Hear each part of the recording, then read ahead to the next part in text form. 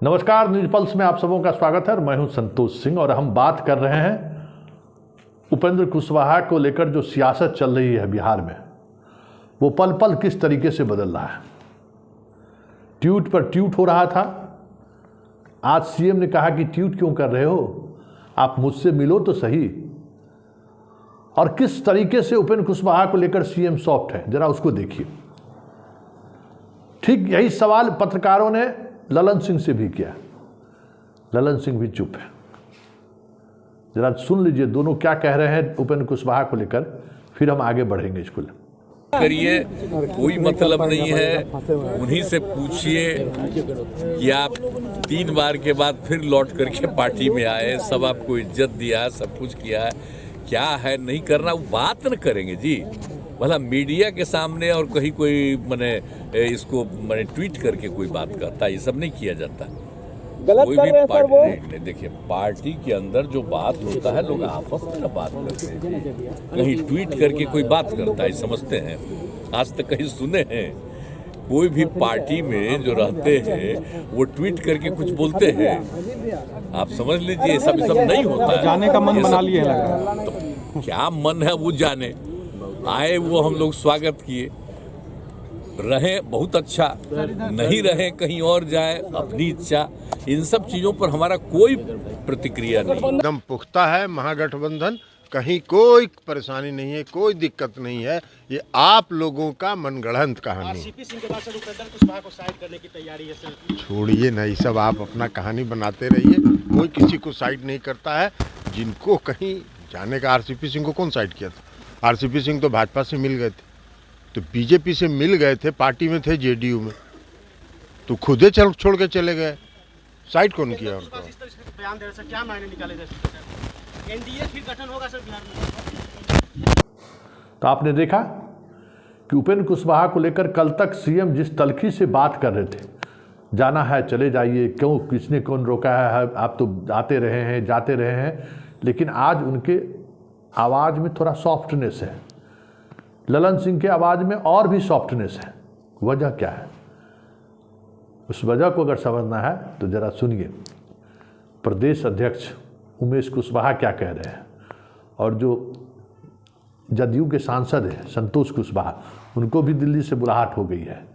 आजकल में वो भी कुछ बोलेंगे उपेंद्र कुशवाहा को। मतलब जात को जात से काटने की जो राजनीति रही है बिहार में, नीतीश कुमार अब उसी फार्मूले पर आगे बढ़ रहे हैं और अपनी बात जो अपने तरीके से उपेंद्र कुशवाहा को नोटिस ले रहे थे, अब उस पर वो थोड़ा अपने आप को चेक बैलेंस कर रहे हैं कि मैसेज कुछ और नहीं जाए। जात के लोग जात को गड़ियाएंगे तो फिर ये रहा, बिहार की राजनीति में रहा है। कभी नीतीश कुमार भी जब ललन सिंह को बाहर करना था, बाहर कर दिया तो नीरज से गाली दिलवाते थे, विजय चौधरी से गाली दिलवाते थे।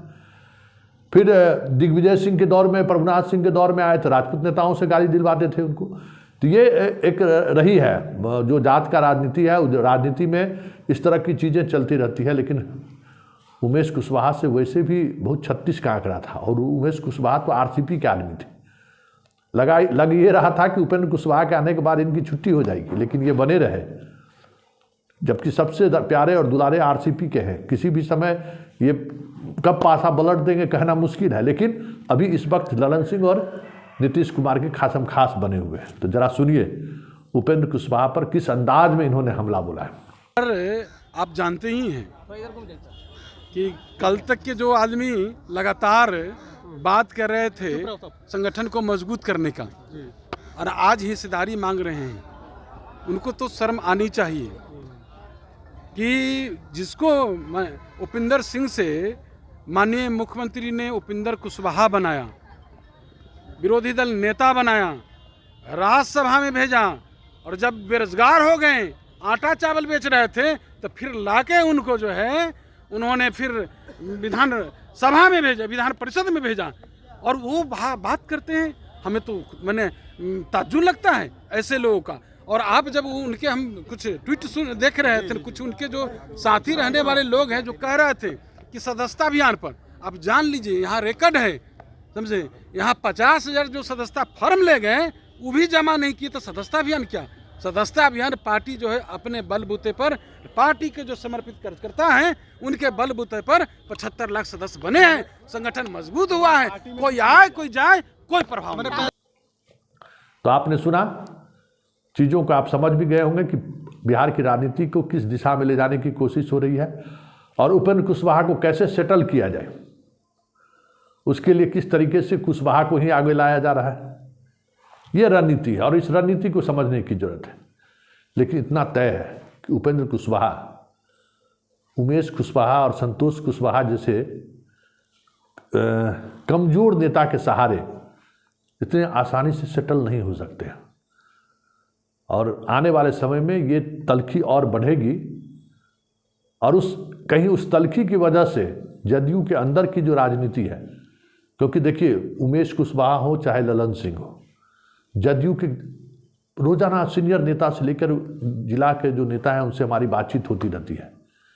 दोनों के एरोगेंसी को लेकर कार्यकर्ताओं में खासा आक्रोश है। उमेश कुशवाहा प्रदेश अध्यक्ष और अपने स्तर के जो नेता हैं, जो पुराने समता पार्टी से जो नेता रहे हैं, उनसे भी अगर किसी कार्यक्रम में आने के लिए उनको अगर सूचना दी जाती है प्रदेश पदाधिकारियों को, तो वो अपने पीए या ऑफिस स्टाफ से फ़ोन करवाते हैं। ये चर्चा है। ललन सिंह की तो बात ही छोड़ दीजिए, ललन सिंह तो पार्टी के किसी कार्यकर्ता से मिलते भी नहीं हैं। सीनियर लेवल के कार्यकर्ता भी उनसे मिलने से परहेज करते हैं। तो ये सियासत है। इसलिए उपेंद्र कुशवाहा को सिरे से खारिज कर देना अजय कुशवाहा और संतोष कुशवाहा के सहारे जो रणनीति बना रहे हैं नीतीश कुमार, आसान नहीं होगा। लेकिन राजनीति है, समझने की जरूरत है। चलिए आप भी समझिए, हम भी समझने की कोशिश कर रहे हैं कि इस राजनीति का अंत क्या होगा, खास करके उपेंद्र कुशवाहा की राजनीति का अंत क्या होगा। वो बीजेपी में जाने से पहले क्या क्या वो करते हैं, ये बड़ा सवाल है। लेकिन इतना तय है कि लवकुश की जो राजनीति की नींव गांधी मैदान में नीतीश कुमार ने जो रखी थी, वो दरकता हुआ दिख रहा है पहली बार।